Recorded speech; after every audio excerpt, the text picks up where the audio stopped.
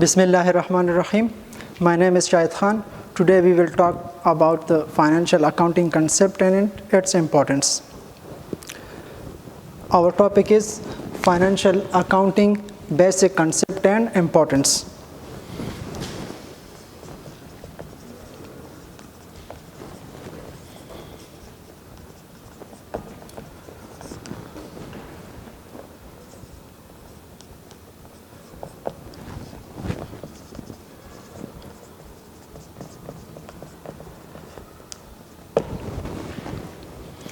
Dear students, څنګه چې تاسو ته معلومه ده چې نن سبا فاینانشل اکاونټینګ یا مالی حسابداري زموږ په ژوند کې یا د کاروبار په نړۍ کې دا څومره امپورټنس دی او د دې څومره رول دی. که چېرته تاسو ګورئ کم کاروبارونه چې هغه اکاونټینګ نه فالو کوي یا چې کوم هغه زوړ ټریډیشنل سیستم فالو کوي هغه ډیفرنٹ یا مختلف مشکلاتو سره مخ وي. که چېرته تاسو ګورئ دغه کلو کې بعضې دکانداران وي دي انویسټمنټ کړي وي خو دی اکاونټینګ نه فالو کوي. نو که چېرته تاسو ګورئ جنرل دی سره تاسو کینئ ناسته پاسته کوئ دی موسټلی وایي چې یاره موږ نه دومره پیسې ورکې دي یا دومره تاوان موږ کړی دی. اصل کې زه تاسو ته یو مثال در کوم.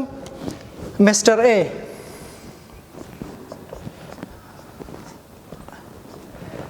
ای یو کاروبار شروع کړ، انویسټمنټ وکړو په یو دکان کې.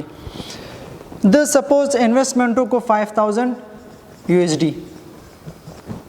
5000 USD د انویسټمنټ وکړو او په یو ډیټ به مونږ واخلو اگزامپل لپاره 1 2020 باندې د سیل کړی دی سپوز 500 USD ټوټل سیل کړی دی. دی په دغه ورځ باندې په 1 2020 باندې 500 USD سیل کړی دی.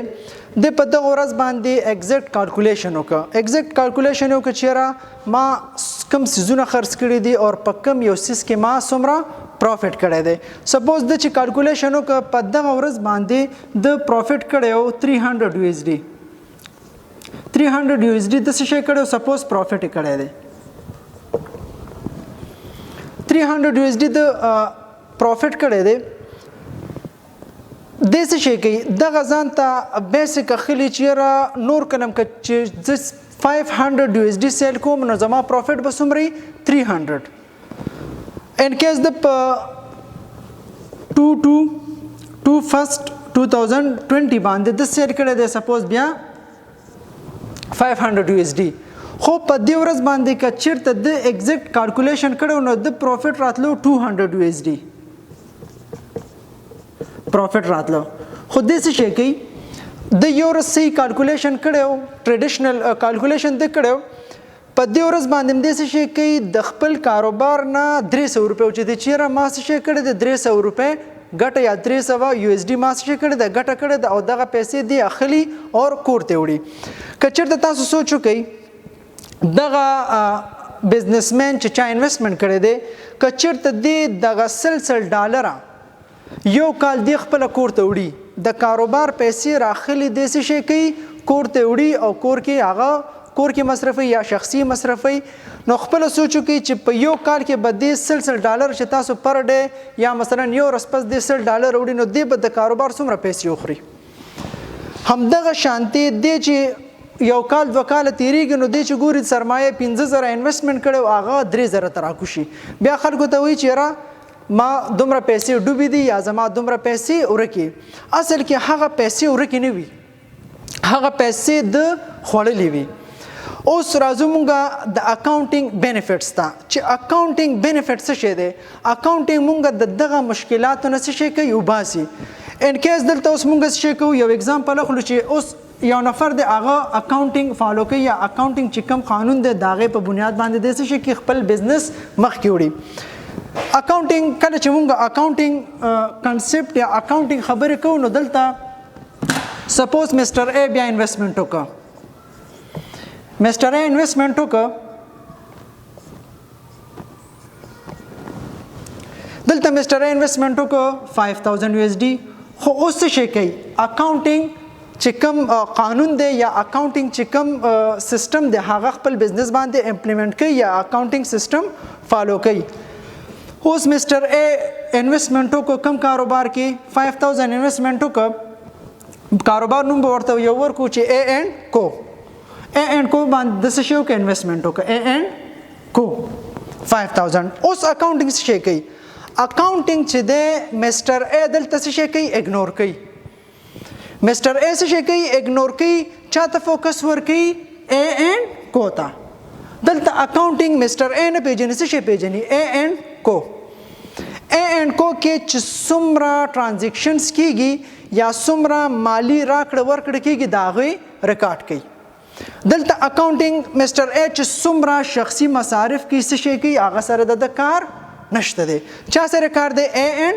کو سره څومره پیسې لاړې څومره پیسې رالې څومره ګټه وکړه څومره تاوان وکړه د څه شي ریکارډ کوي د اے اینڈ کو اوس موستلی الکان په ټرانزیکشن کې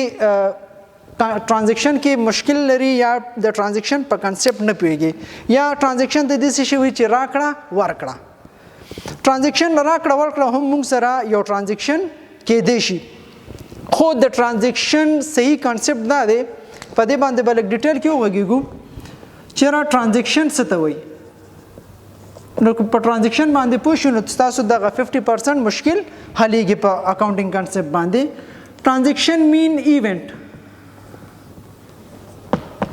مین فاینانشل ایونت هر هغه عمل په کاروبار کې هر هغه عمل چې داغه لوجه ستا د کاروبار مالی حالت افیکټ کیږي کاغه مثبت افیکټ وي کاغه منفي افیکټ وي هغه د څه شی وي ټرانزیکشن کچیرتا ټرانزیکشن کیږي یا ایونت کیږي او داغه لوجه ستا د کاروبار په مالی حالت باندې اثر کیږي کاغه مثبت اثر وی کاغه منفي اثر وی نو هغه اکاونټینګ څه شي کوي ریکارډ کوي سپوز اے اینڈ کو کاروبار رن کوي او دغه ټرانزیکشن شو ټرانزیکشن د مال خرڅ ک د مال واغسته دا هم ټرانزیکشن دی ان کیس د مال یو ځینه بل ځای ته لیږه ټرانسپورټیشن یا ټرانسپورټ کې د داسې شی شو مال لاس شولو اکسیډنټ شولو ګوره د راکړه ورکړه نه ده کړې خو د چې څومره مالونو سپوز د 100 کارټنه د دې ځای نه کابل ته لیږل جلال آباد نه کابل ته لیږل او لاره کې چې د 100 کارټنه لاس شول خو د ګوره نه چاته مال ورکړی نه چانه خو اکسیډنټلی لاس شول دا هم موږ سره څه کېږي ټرانزیکشن کې راځي نو ټرانزیکشن اے اینڈ کو یا اکاونټینګ سیستم څه شي کوي ریکارډ کوي ان کیس کچیرته دغه مالک راځي د 15000 ډالر چې د په اے اینڈ کو کاروبار کې انویسټ کړی دی اکاونټینګ چې د اے اینڈ کو ته آرټیفیشل انسان نوم ورکړی دی اکاونټینګ دغه اے اینڈ کو د سی ډیل کوي لکه څنګه چې یو هیومن بینګ ډیل کیږي آرټیفیشل انسان نوم ورکړی دی چې په اے اینڈ کو کې څومره ټرانزیکشنز کیږي یا څومره افیکټ کیږي د مالی داغه بس څه کوم ریکارډ کوم او سپوز اغه زوړ مثال ته برازو چې اے اینڈ کو کم مشکل سره مسٹر اے کم مشکل سره مخو اوس مسٹر اے صحیح شو چې دلته د اے اینڈ کو کې انویسټمنټ کړی دی خو اکاونټینګ یا د اکاونټینګ چې کوم قانون دی هغه د دې اجازت نه ورکوي چې د اے اینڈ کو نه تاسو شو کا پیسې وباسه سې شو چې کاروبار د مسٹر اے دی خو مسٹر اے ته هم د اے اینڈ کو اجازت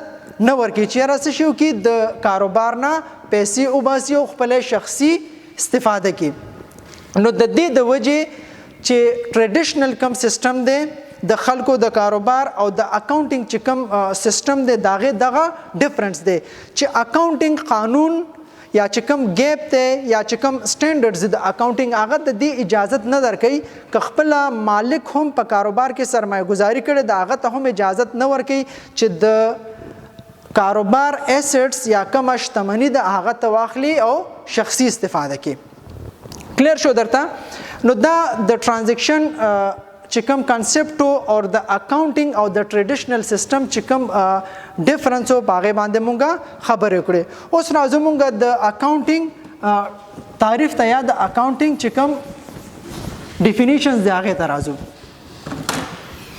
اکاونټینګ ډیفینیشن دی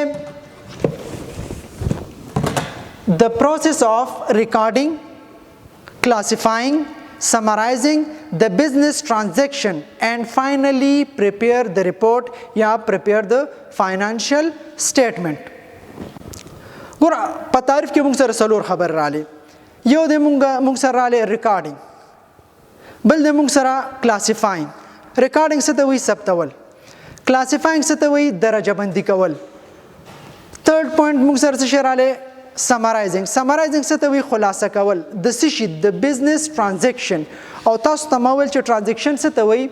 هر هغه عمل چې د هغې له وجې ستا د کاروبار مالي حالت افیکټ کیږي، یا هر هغه عمل یا هر هغه ایونټ چې د هغې له وجې زموږ د کاروبار په مالي حالت باندې اثر کیږي، که هغه مثبت اثر وي که هغه منفي اثر وي، هغې ته موږ څه شی وایو؟ ټرانزیکشن. نو په تعریف کې موږ ویل چې یاره د ټرانزیکشنو ریکارډ کول، د ټرانزیکشنو درجه بندي کول، د ټرانزیکشنو خلاصه کول او د دغه ټرانزیکشنو مالی ریپورت جوړول ته څه شی وایي؟ مالی حسابداري یا فاینانشل اکاونټینګ. اوکې فرینډز، اوس پورې مونږ د اکاونټینګ په انټروډکشن یا اکاونټینګ تعریف باندې خبرې وکړې. اوس به مونږ یو جنرال ریویو والو د ډیبټ اور کریډټ. ډیر سټوډنټس ډیبټ اور کریډټ کانسپټ باندې کنفیوز دي. بعضې ځینو کې یا بعضې سټوډنټان زه ګورم دي داسې کنسیډر کوي چې یاره ډیبټ مین واټ کمز ان یا کریډټ مین واټ ګوز آوټ. په اکاونټینګ بکس کې یا اکاونټینګ چې کوم څومره سټینډرډز دي یا تاسو چې څومره کتابونه ګورئ نړیوال، هغې کې هیڅ ځای کې به تاسو دغه شانتي ونه ګورئ چې یاره ډیبټ چې څه شی راځي هغې ته موږ ډیبټ وایو او چې کوم څه ځي هغې ته موږ کریډټ وایو. د ډیبټ اور کریډټ میننګ جسٹ اینڈ جسٹ صرف خیر طرف اور چپ طرف. ډیبټ مین چپ طرف، کریډټ مین خیر طرف.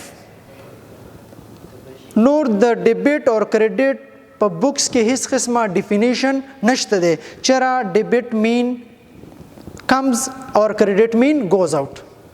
ډیبټ مین لیفٹ هینڈ، کریډټ مین رائٹ هینڈ. دا د فرنچ ورډز دی ډیبیر اینڈ کریډیر. ډیبیر مین چپ طرف، کریډیر مین خیر طرف. دی کنورټ کړی دی څه ته؟ ډیبټ اینڈ کریډټ ته. نو ډیبټ مین چپ طرف اور کریډټ مین خی طرف. نور د دې هیڅ قسمه بله معنا نشته دی. او دغه کنسپټ چې تاسو کوم اخلي چې را ډیبټ مین چې څه شی موږ ته راځي یا کریډټ مین چې څه شی موږ نه ځي، نو دغه کنسپټ 100% غلط دی. اوس موږ راځو اکاونټس ته. که تاسو په اکاونټس باندې پوه شئ نو دغه ډیبټ او کریډټ کنسپټ به تاسو ته نور هم کلیر شي. موږ سره په اکاونټینګ کې 5 اکاونټس دي. یو ته موږ وایو ایسټس. ایسټس مین شتمني. بل د موږ سره ایکسپنس. تھرد ون د موږ سره کیپټل. فورث ون موږ سره د لایبیلیټیز. ففتھ ون دی موږ سره ریونیو یا انکم.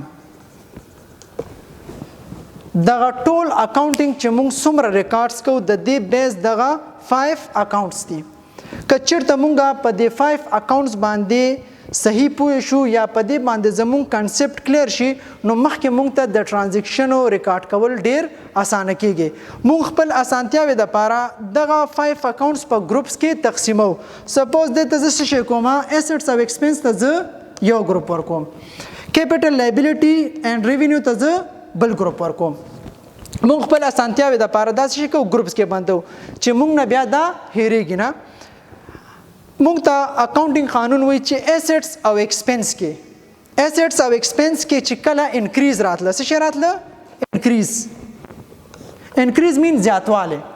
په کاروبار کې ایسټس او ایکسپنس کې چې کله زیاتوالی راتله دا تاسو شی کوئ؟ ډیبټ کوئ یا دا تاسو د اکاونټینګ چپ طرف ته ریکارډ کوئ. ایسټس او ایکسپنس کې چې کله ډیکریز راتله یا کموالی راتله نو دا تاسو شی کوئ؟ کریډټ کوئ یا د اکاونټ خی طرف ته ریکارډ کوئ. بل ګروپ کې موږ سره دی کیپټل لایبیلیټیز اینڈ ریونیو. د دې قانون چې د ریکارډ کولو د ایسټس او ایکسپنسرز چې د اپوزیټ دی. که چېرته کیپټل لایبیلیټي ریونیو کې انکریز راتله وی دا تاسو څه کوئ کریډټ کوئ یا ښي طرف ته ریکارډ کوئ. کله چې په دې کې ډیکریز راځي نو دا تاسو څه کوئ ډیبټ کوئ یا د اکاونټ چپ طرف ته ریکارډ کوئ. که چېرته مونږ دغه یو ګروپ زده کو سپوز ایسټس او ایکسپنس مونږ زده که او دا مونږ زده نه که نو ډیفینټلی دا انډرسټوډ خبره ده چې دا دواړه د یو بل څه شي دي اپوزیټ دي. که چېرته دا لاندینی ګروپ ته زده که نو برنی د دې اپوزیټ دی. که برنی د زده که نو لاندینی د دې اپوزیټ دی. ایسټس او ایکسپنس کې انکریز څنګه راځي ډیکریز څنګه راځي هغه به مونږه کمنګ لیکچرز کې ان شاء الله سټډي کوو. کیپټل لایبیلیټي ریونیوز کې انکریز څنګه راځي ډیکریز څنګه راځي هغه به مونږ بیا مخکې ډسکس کوو ان شاء الله. په دې باندې به پوه شوي یئ که بعضې کم سټوډنټس ته مشکل نو تاسو کانټیکټ کوی شي نو په دې باندې به ان شاء الله ستاسو کنسپټ کلیر شوي. که بیا هم کم سټوډنټ ته مشکل تاسو کانټیکټ کوی شي زموږ کانټیکټ نمبر تاسو سره شیر کیږي نو تاسو کانټیکټ کوی شي وداوت اني هیزیټیشن موږ به تاسو ته هغه کوېسچن سالو کوو. نو د دې فردر په ایسټس کې ایکسپنس کې کیپټل لایبیلیټي ریونیو کې انکریز څنګه راځي ډیکریز څنګه راځي د دې به موږ ریکارډ څنګه کوو یا ډیبټ طرف ته به څنګه ریکارډ کوو کریډټ طرف ته به څنګه ریکارډ کوو په هغې باندې به موږ بحث کوو. نو ان شاء الله د چا چې کوم ځای کې کنفیوژن وي نو کمنګ لیکچر کې به هغه هم ورته کلیر شي. اوکې تھینک یو بیسټ آف لک. د یو ډاډمن راتلونکي په لور